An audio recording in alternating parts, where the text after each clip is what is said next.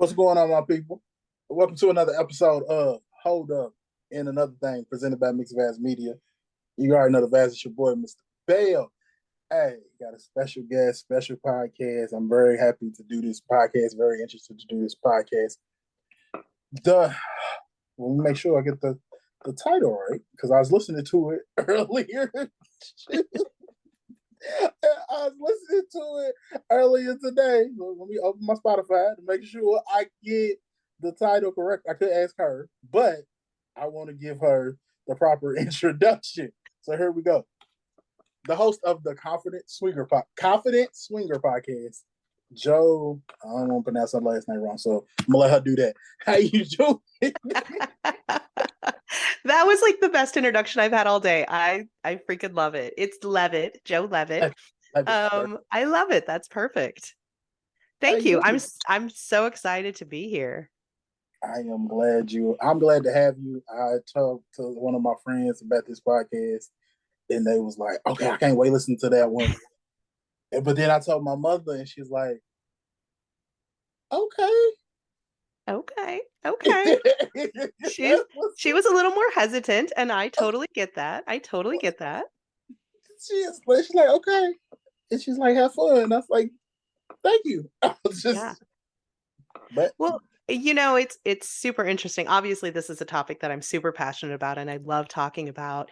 And hopefully, honestly, it's something that your mom will actually enjoy listening to because it might open her eyes to a whole different perspective. And the fact that it's really like people have this stigma and this idea that swingers are really just like it's just like a big orgy. They're all in it just for sex. Everybody that's a swinger is really just out to I can cuss on this, right? you, Okay, I have such a potty mouth. So it's all good.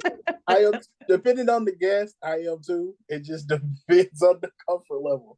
right. And I try to be respectful, but I know if I need to filter myself, I need to know that ahead of time because otherwise my brain is just gonna it's just gonna go crazy. But Like, so good to many go. people, so many people have this misconception that swinging is really just a big fuck fest, that it's really just a big orgy, and everybody that's swingers are really just looking to have sex with anybody and everybody. And honestly, that could not be farther from the truth. That is something that I wanted to ask. I'm glad you already know the questions I'm going to ask because I was going to ask: is swinger life still taboo? It is still probably considered like a taboo topic, but I think it's definitely becoming more accepted. And I think the more we talk about it and the more we're open about it and the more we really work to intentionally break those negative stigmas, I think it does become less taboo and it becomes more accepted. And I think the reason that it's been taboo is just people have this misconception of what it is and what it's about. And if they don't know any different, they're just going to continue with that same thought in their head with that same misconception. So I'm happy to break some of those misconceptions for your listeners. That's good, and you're gonna do it in a very interesting way. And like I said, I listen to the podcast, so I already know you do that. How do you change? How can you change this person's mind about the lifestyle? Like the people like my mom that says, "Okay, how do you change?" Or Right. can, So really it's kind of like if you think about it, like everybody's different, right? And we've been very brought up, most of us, especially the people that are living in the US, have been brought up to believe that monogamy is the one right way, right? Like you're supposed to meet somebody and fall in love and be with that person and only that person until the day that you die, and that's it, the end, right? right, But, if you think about it and you look at the animal kingdom, like humans are definitely like we're a higher level species, but we're still animals, and most animals are not monogamous. And really, it's like our society that says that our society right now that says that monogamy is the right way to do this, because in other cultures and other societies, having more open type relationships has been the right way to do this. And so really it's people's belief that monogamy is the one right way to do it that is hard for people to get past. And so they have this conception that if you want somebody else sexually, it must mean that you're a slut, or that it's that you're a sex fiend, or that you don't really care about your partner, or any of those types of things. And really it couldn't be farther from the truth, because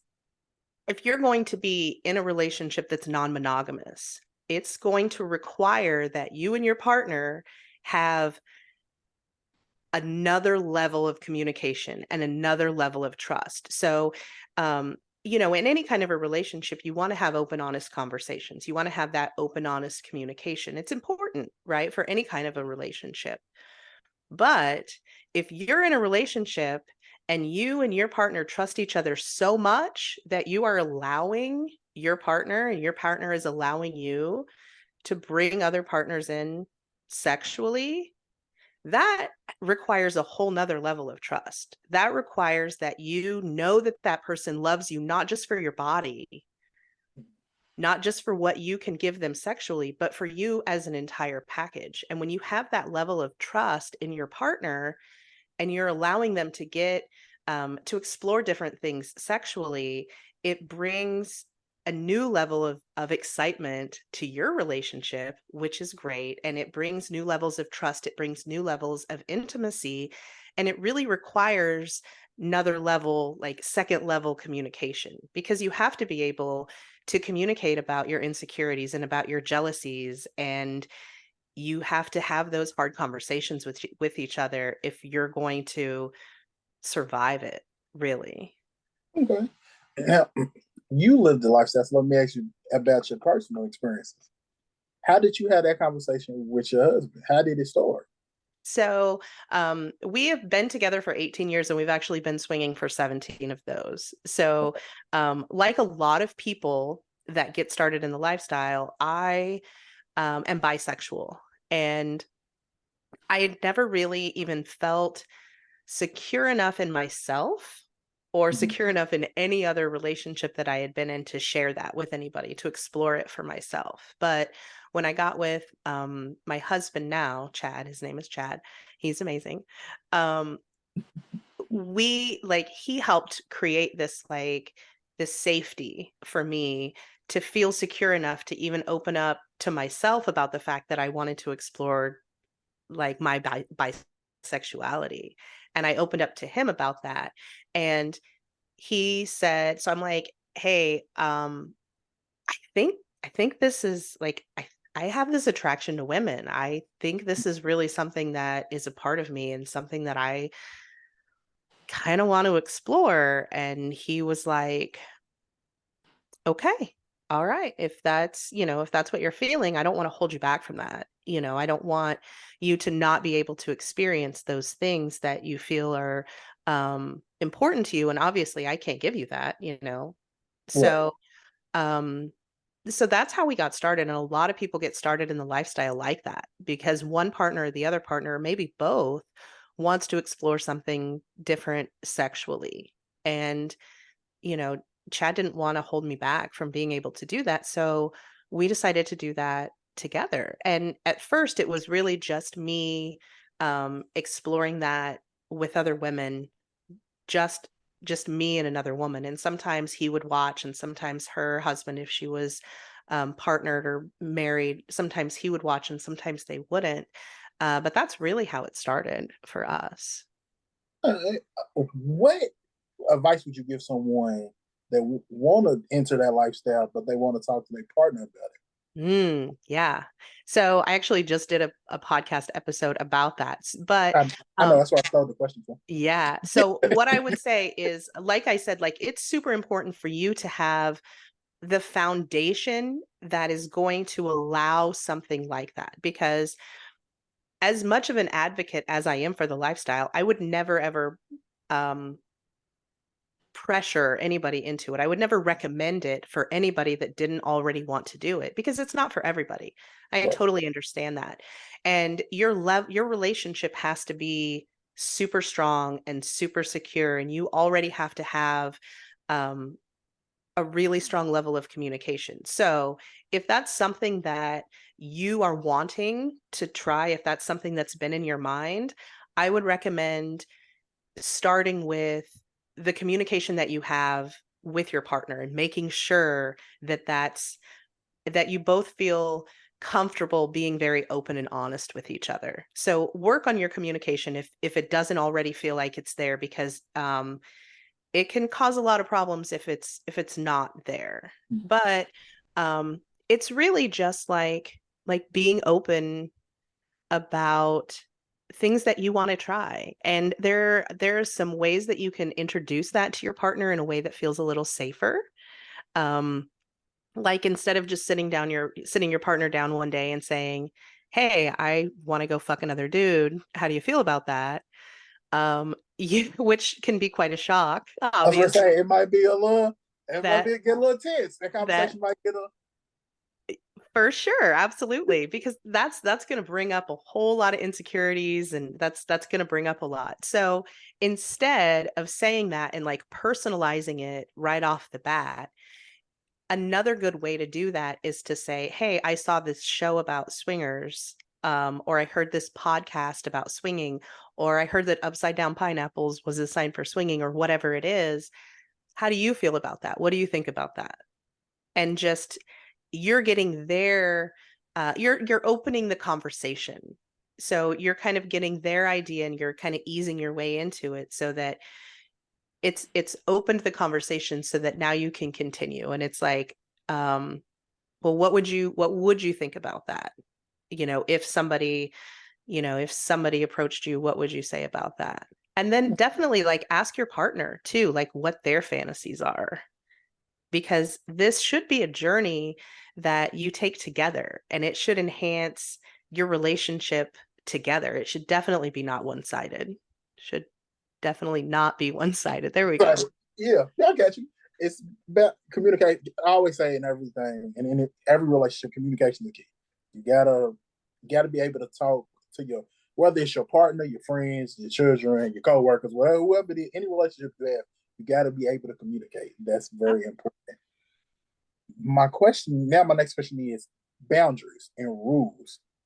When you enter this lifestyle and then y'all both agree upon it, should y'all set boundaries and rules at the beginning or just let it play out? Oh, set them at the beginning. Absolutely. It is super important for you guys to have that communication and for you to find out where your comfort level is. And a rule of thumb really is to go at the pace of the slower person in your relationship. So usually one person is going to be very excited about it, and they're going to be very like interested and motivated and want to go like full force. And the other partner is going to be a little more hesitant, a little more nervous. Yeah. um, it is always good practice for you to go at the pace of that slower person, because you need to make sure that you are on the same page and that you're doing this together.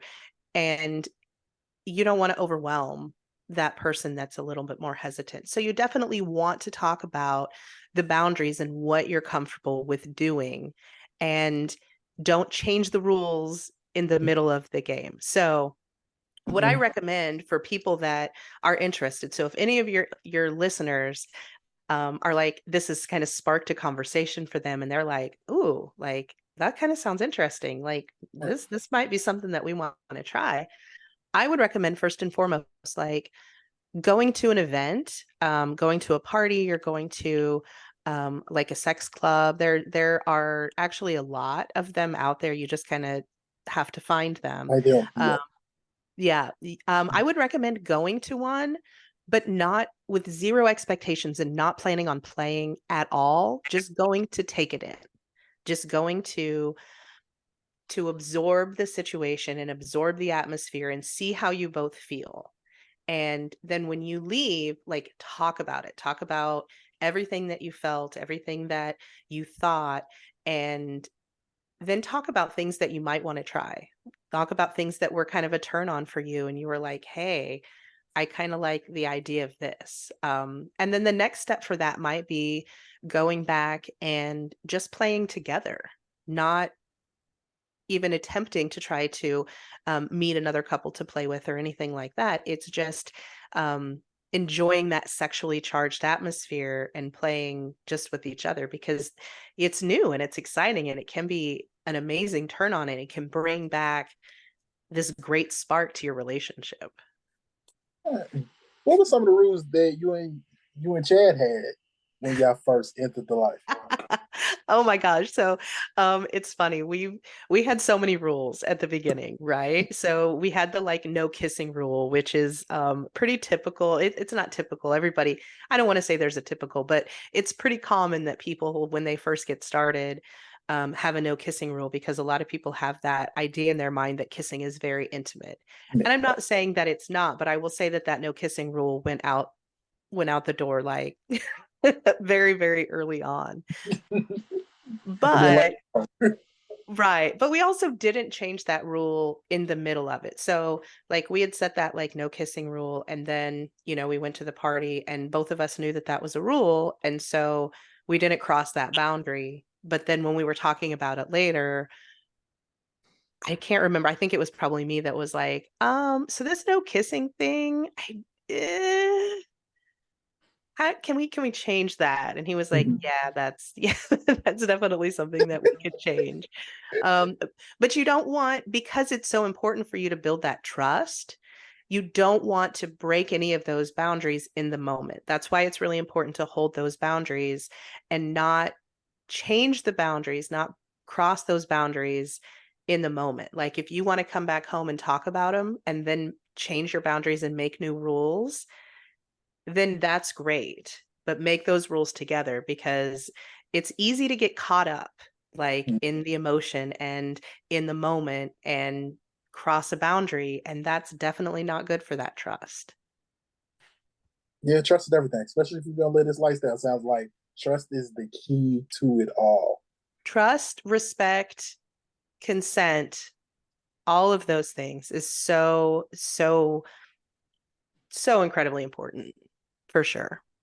And something else that you mentioned that's important on your podcast, confidence. Why is confidence so important? Oh, confidence is really like confidence is the key to life. Like confidence is the key to happiness and confidence is an inside job. It has to come from you first. It has to come from knowing who you are and accepting who you are and knowing your value because when you have those things set in place and you are very solid in that knowledge, then nothing that anybody else is going to say is going to it's not going to change that. It's not going to affect that. So um obviously when you're in the lifestyle most of the time, you people get into it for I'm going to rabbit hole a little bit, but I promise I'm going to come back. um Take your time. Take your time. so people get into the lifestyle um to explore different things sexually, right? Because we didn't really start with like what is a swinger. But really a swinger is like somebody that wants to explore outside of their own relationship. They want to explore sexually outside of their own relationship. Um, so that may mean swapping with other couples, or it may mean bringing in a third, like in a threesome, or something like that. Or it may be like an orgy, like that. That's definitely something that happens. But most people come in looking for that like different sexual experience. But what they find when they get into the lifestyle is like this amazing community of like-minded, accepting people. And it's like, um, it's like it's so hard to explain if you haven't experienced it, but it's like going into a party and knowing that everybody is there for the same reason and nobody is judging you for your kinks, nobody is judging you for the way you look. It's having somebody walk through the room, and it doesn't matter what her size is or her shape is. If she's rocking something sexy, people are going to comment and people are going to tell her how sexy she looks. And it's just this amazing community that's like uplifting and accepting. So that's really a lot of the reason why people they get into the lifestyle for the sex, but they stay for that community, for that acceptance. But when you become a part of the lifestyle and when you really choose to explore and accept who you are, including all of your sexual needs and desires, it's a way for you to accept and appreciate and love who you are. And then you have that knowledge, and that's unbreakable because, there is that aspect of you're not going to be everybody's cup of tea or shot of whiskey. Everybody is going to be attracted to somebody else. So you're going to have to deal with rejection. That's just part of it. And a lot of people struggle with that. But when you have that confidence in yourself, people rejecting you doesn't mean shit to you because you know that it's not it's not a reflection of who you are. It's not a reflection of how good you are or how good you look or any of those other things. It's just the fact that it's not a good fit. This person isn't interested in what you have to offer, and that's okay. Like, it's knowing that there are going to be things that you're not attracted to, and that doesn't mean that they're bad. It just means that it's not a good fit. So when you have that confidence in yourself, it's a huge game changer. Like, and that's why I coach on confidence. That's why I help people establish that, like understanding who they are and understanding what their values are and understanding what their thoughts are that's keeping them from having that acceptance in themselves and that confidence in themselves. Oh, I always tell a friend of mine, I always tell her confidence is a sexy thing. Ah, Especially a woman that's confident, that knows she's the shit, and walks around with her head held up high and don't let none of the negativity affect her. And to me, it's just it's the most one of the most sexiest traits of a woman is confidence. oh, absolutely. Confidence is sexy. I tell people that all the time. I tell people that, you're very limited in what you can do with your physical appearance, right? You're Right. you're limited in what you can do with what you've got going on, but you can 1,000% change your confidence. You can 1,000% change the way you show up, and that is what people are going to respond to. What made you want to be a coach for the lifestyle? So it's a good question. It's a really good question. Um, so I went through what my husband so lovingly called like my midlife crisis a couple of years ago. Okay, And do tell us um, more. yeah, right. So it was really our kids are grown and they're out of the house. And I kind of had that like that realization that I had more to offer to the world than what I was offering, right? Like what I was doing, the job that I had, which was at as a general manager, was was fine and I enjoyed it. But I wasn't passionate about it. It wasn't using the gifts that I had, and it wasn't like I'm very service led. I'm very led to like help people. I want to help people grow. That's always been a part of who I am. And what I was doing just didn't really feel like it used that gift that I had. And so it took me some time, and it took me a lot of different um iterations and going through a lot of different like careers and trying to figure out what fit until like I found coaching, or coaching found me, and it just clicked with me. And I was like, well, fuck, I've been doing this my whole life. Like, it's part of who I am. So of course, this is what um this is this is where I was led to go. Like, my very favorite movie is Hitch. And I realized after I became a coach, I was like, well, fuck, of course my favorite movie is Hitch. I'm like, because that's who he is. That's like, he's led to help people and to help them achieve their goals and to get them. I'm like, that's it. That's who I am. And so when I figured that out, I still had to figure out like who I wanted to coach, right? Who my audience was. And I tried a few different things that just didn't really feel like it fit. And my husband actually made an offhand comment one day about like, um, well, you need to help these guys in the lifestyle, like figure out how to make the first move. Like that's the thing people struggle with. And it just like clicked into place. And I was like, of course, like swingers are my people. That's my community. That's my home. That's where I feel the most accepted and the most authentic. And so of course that's like the audience that I want to help the most. And so the Confident Swinger was born. Okay. What made you want to do the podcast?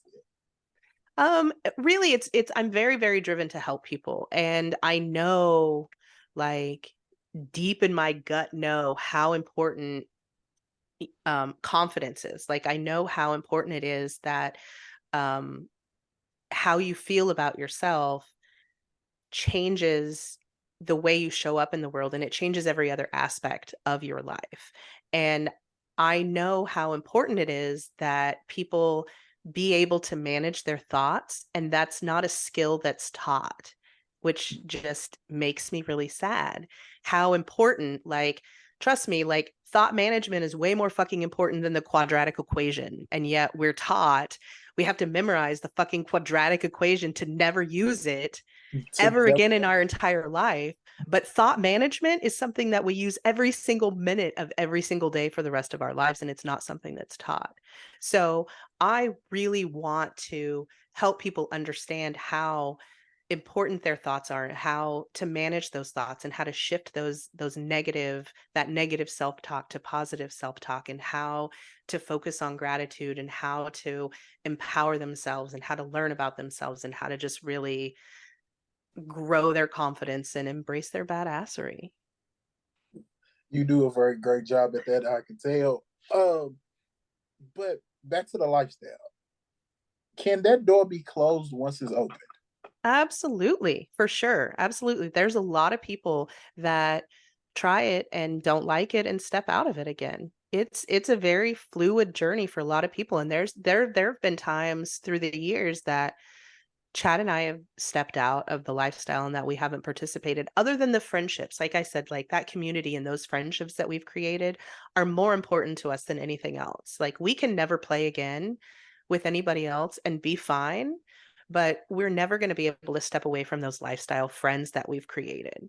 Like those friendships for us are super important. But you can try it. And I always encourage all of my clients, I encourage everybody to experiment and try things out, not with like it has to be an all or nothing, but just try it out with curiosity and try things out just like it's a little experiment and you're learning as you go. So there's no, I don't like to see things as like win or lose. It's like win or grow. So you're either winning and you're deciding that I like this and I'm moving forward, or you're learning that I didn't like this and I'm learning and I'm growing from that and I'm going to take this in a different direction.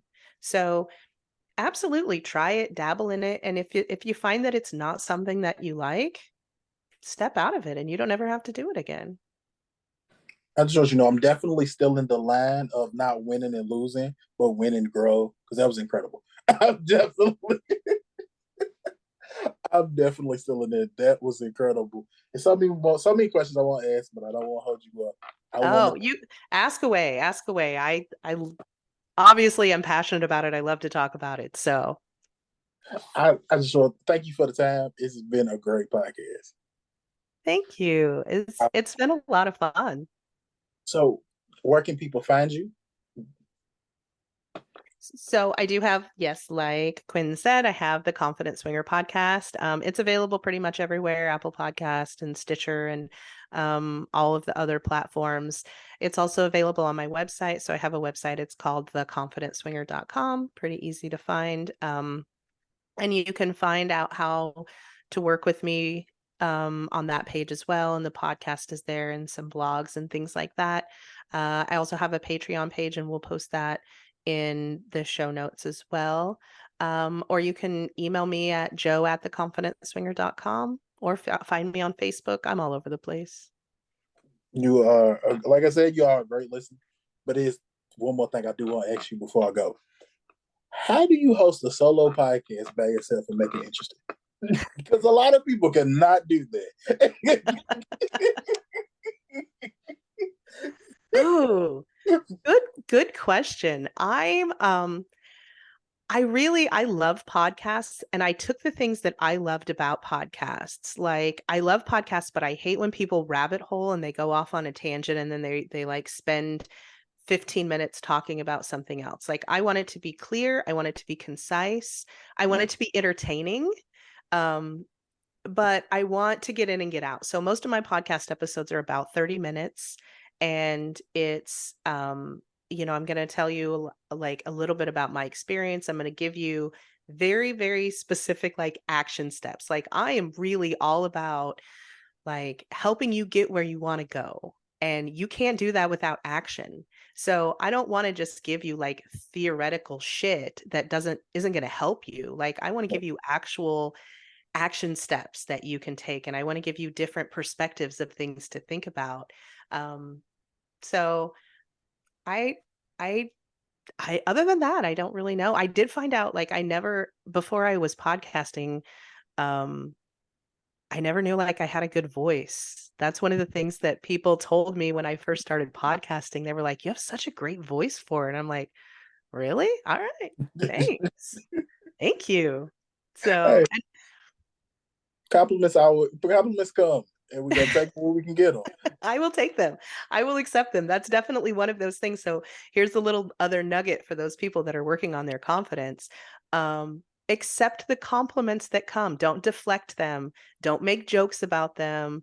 Don't be like, if somebody's like, "You look great today," don't be like, "Oh, you need to get your eyes checked." Fuck no. If somebody tells you you look good, it's because they think you look good. And so just accept that. Just say, "Thank you. I appreciate it."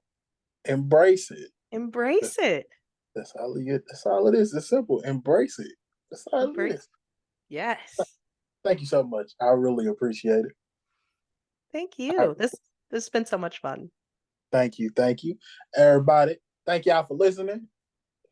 Y'all can y'all can find this on Apple, Spotify, just like you can find her podcast on Apple, Spotify, Amazon Music, wherever you get your podcast. I am your boy, Mr. Bell. I will see y'all. Thank y'all for listening to Hold Up and Another Thing, presented by Mixed Vast Media. I'm ready to get my whole little spiel. But I shall see y'all on the next time. Y'all already know it's your boy, Mr. Bell.